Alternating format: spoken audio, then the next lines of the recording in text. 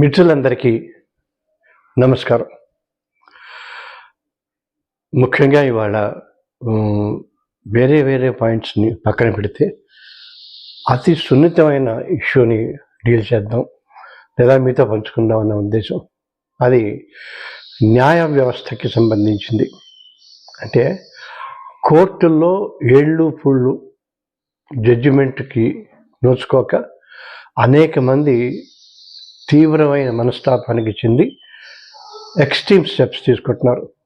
ఆ మధ్య మీకు తెలిసే ఉంటుంది, అతుల్ సుభాష్ అనే అతను వివాహ సంబంధమైన ఇష్యూస్లో చాలా కేసులు ఎదుర్కొని ప్రతి చోట ఇంక్లూడింగ్ న్యాయ వ్యవస్థలో కూడా ఇంకా లాభం లేదని చెప్పేసి ఒక 25 పేజీల సూసైడ్ నోట్ రాసి వీడియో చేసి ఆ వీడియోలోనే అతను సూసైడ్ చేసుకున్నాడు. అది మన దౌర్భాగ్యం. కాకపోతే దానికి సంబంధించినంత వరకు కొంత చర్చ జరిగింది మొత్తం భారతదేశంలో. ఆ వరుసగా 3-4 ఇష్యూస్ ఆ తర్వాత కూడా అయినాయి, చర్చ జరుగుతూనే ఉన్నాయి. ఇది మగవాళ్ళ మీద మాత్రమే ఇష్యూస్ ప్రాబ్లమ్స్ అని నేను చెప్పట్లేదు. అలాగే ఆడపిల్లల మీద కూడా అనేక రకాలైన అరాచకాలు జరుగుతున్నాయి. బట్ ఇవన్నిటికీ కారణం నా దృష్టిలో ఏంటంటే స్పీడీ జస్టిస్, అంటే సత్వర న్యాయం ఉండకపోవడం. దీనికి సంబంధించినంత వరకు అనేక మంది అనేక రకాలుగా మాట్లాడుతూనే ఉన్నారు, తీర్పులు ఇస్తూనే ఉన్నాయి. చెయ్యాలి చెయ్యాలి అంటున్నారు. ఎప్పుడు చేయాలి, ఎవరు చేయాలి, అది మనం మొదలు పెట్టడానికి ప్రయత్నం చేద్దాం. దానికి సంబంధించినంత వరకు ముందు మనం ఏదైనా ఒక ఇష్యూని తీసుకుంటే ఆ ఇష్యూని లాజికల్ ఎండ్కి తీసుకెళ్ళి ఆ తర్వాత మనం ఎంతవరకు సాధించామన్నది ఆలోచిద్దాం. ఓకే, ఇవాళ మనం వివాహ వ్యవస్థకు సంబంధించినంత వరకు ఇష్యూ తీసుకున్నాం, అంటే ఫ్యామిలీ డిస్ప్యూట్కి సంబంధించి.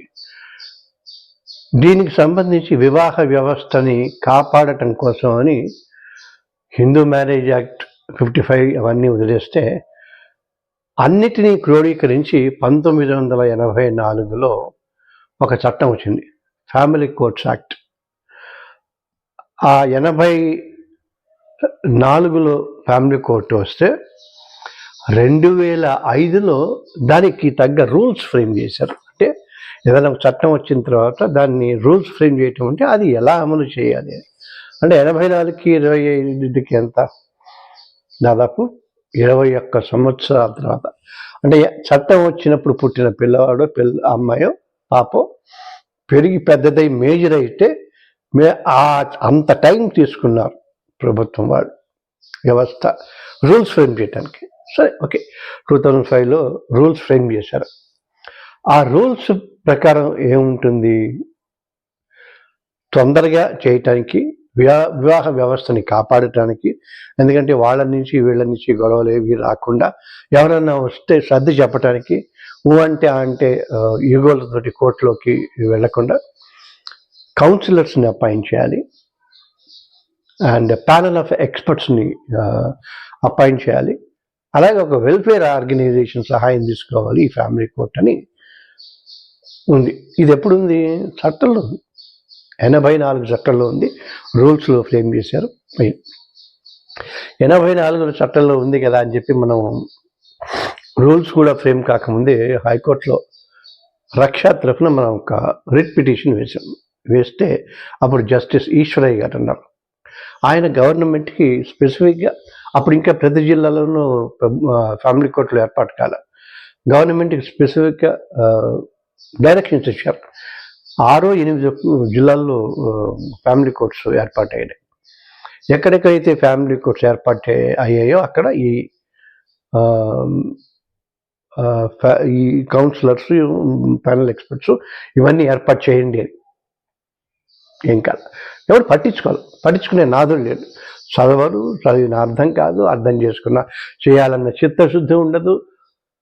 సో అనేక కారణం ఏదైనా బాధపడేది మొత్తం సామాన్యుడే.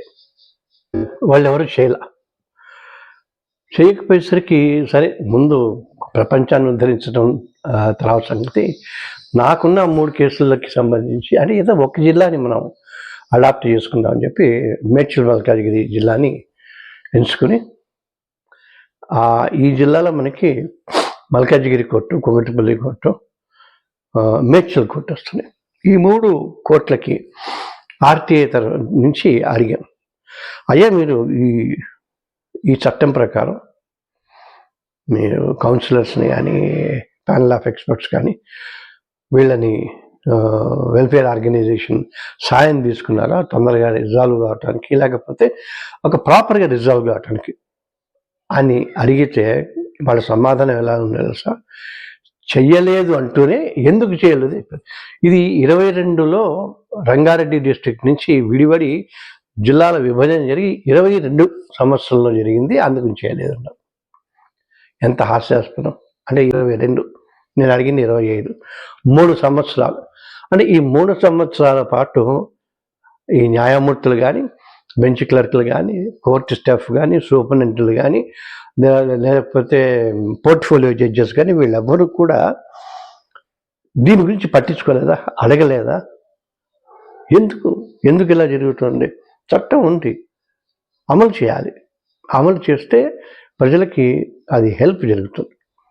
ఇవేవీ లేకుండా కల్లబులికబులు చెప్తే ప్రాబ్లం. అందుకే మనం మీరు నేను కలిసి ఏదో ఒకటి ఎక్కడో అక్కడ మేబీ ఫస్ట్ మల్కాజ్గిరిలోనే మొదలు పెడదాం. 1-2 కేసులు తీసుకుంటాం. ముందు నేనే నా కేసే తీసుకుంటాను, మొదలు పెడతా న్యాయ ప్రకారంగా పబ్లిక్. ఎందుకంటే న్యాయం ఎప్పుడో 30-40 ఏళ్ల క్రితమే అందరూ జస్టిస్ ఏఎస్ ఆనంద్, భగవతి వీళ్ళందరూ సుప్రీంకోర్టులో వాళ్ళు చెప్పారు, ఎప్పుడైతే న్యాయ వ్యవస్థ మీద నమ్మకం పోతుందో అప్పుడు ప్రజలు ఆ వ్యవస్థని వాళ్ళ చేతుల్లోకి తీసుకునే అవకాశం ఉంటుంది అని ఇప్పుడు మనం చూస్తూనే ఉన్నాం. న్యాయ వ్యవస్థ మీద ఐదర్ భక్తి అన్నా ఉండాలి, గౌరవం అన్నా ఉండాలి, భయం అన్నా ఉండాలి. ఈ 3 లేవు. ఇదే పరిస్థితి. ఈ పరిస్థితిని ఆపటానికి మనం ప్రయత్నం చేద్దాం. ఈ ఇష్యూ మీదనే మళ్ళీ మాట్లాడదాం. మీ అందరి సహకారం తీసుకుంటాను. వీలైతే నాకు లైక్లు, సబ్స్క్రైబ్లు, షేర్లు అక్కర్లేదు, కానీ మీ కామెంట్ పెట్టండి. ఏదన్నా మనం చేయగలుగుతాము టుగెదర్ ఇంప్లిమెంటేషన్కి, రైట్? ఒకవేళ మీరు లాయర్ కాకపోయినా, న్యాయమూర్తి కాకపోయినా, మీకు తెలిసిన వాళ్ళు ఈ రంగంలో పనిచేస్తుంటే వాళ్ళకి షేర్ చేయండి. చూద్దాం వాళ్ళ ఇన్వాల్వ్మెంట్ ఎట్లా ఉంటుందో. నమస్కారం.